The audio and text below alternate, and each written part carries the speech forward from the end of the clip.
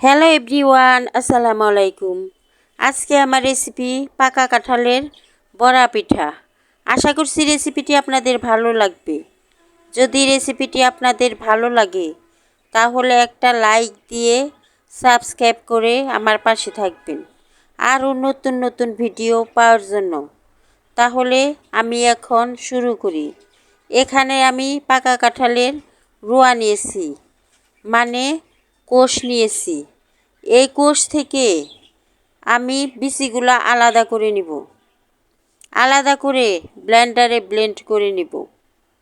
পিঠাটা তৈরি করতে হলে পাকা কাঁঠালের নরম কাঁঠালটাই নিতে হবে, শক্ত কাঁঠাল দিয়ে পিঠা তৈরি করা যাবে না। আমি একটা একটা কোষ নিয়ে বিচিগুলা ছাড়িয়ে নিতেছি।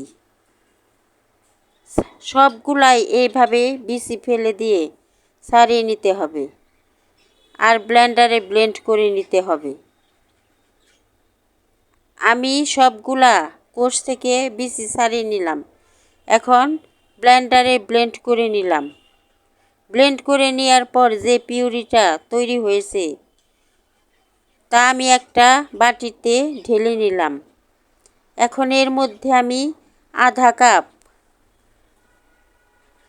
নারকেল কুড়ানো দিয়ে দিলাম, আধা কাপ চিনি দিয়ে দিলাম। এখন হাত দিয়ে সবগুলা উপকরণই আমি কাঁঠালের পিউরির সাথে মিশিয়ে নিব।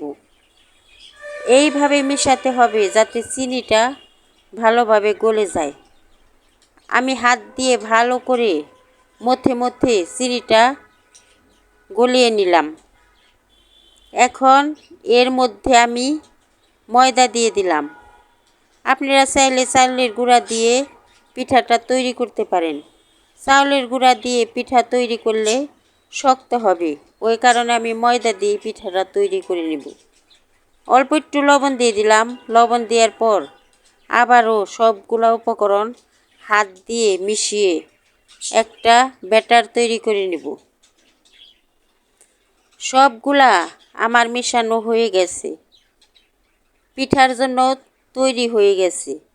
এখন ভাজার জন্য আমি চুলায় চলে গেলাম। এখন চুলায় একটি প্যান বসিয়ে দিলাম। প্যানে আমি বেশ পরিমাণ সয়াবিন তেল দিয়ে দিলাম। তেলটা গরম হয়ে আসলে অল্প অল্প করে আমি বড়ার আকারে পিঠার ব্যাটার থেকে তেলের মধ্যে ছেড়ে দিলাম। এখন চুলার জালটা মিডিয়াম লোতে রেখে ভেজে নিতে হবে, তা না হলে উপরে ভাজা হবে, ভিতরে কাঁচা থাকবে। এখন 5-6 মিনিট এক পিঠ ভাজার পরে আমি পিঠাগুলা উল্টিয়ে দিলাম, কারণ এক পিঠ আমার ভাজা হয়ে গেছে।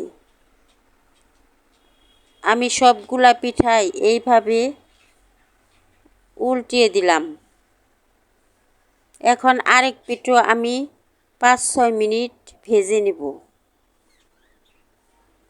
5-6 মিনিট আরেক পিঠও ভাজা হয়ে গেছে। সবগুলা পিঠাই আমি এইভাবে ভেজে নেব। পিঠা আমার ভাজা শেষ। এখন তেলের থেকে পিঠাগুলা আমি তুলে নিব। দেখেন কতটা সুন্দর হয়েছে।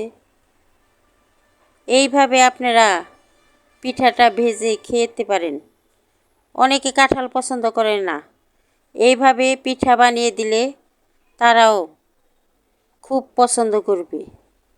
আমার সবগুলা পিঠাই তেলের থেকে তোলা হয়ে গেছে। কেমন হয়েছে পাকা কাঁঠালের বড়া পিঠা? যদি আমার রেসিপিগুলো আপনাদের ভালো লাগে তাহলে একটা লাইক দিয়ে সাবস্ক্রাইব করে আমার পাশে থাকবেন। ধন্যবাদ সবাইকে।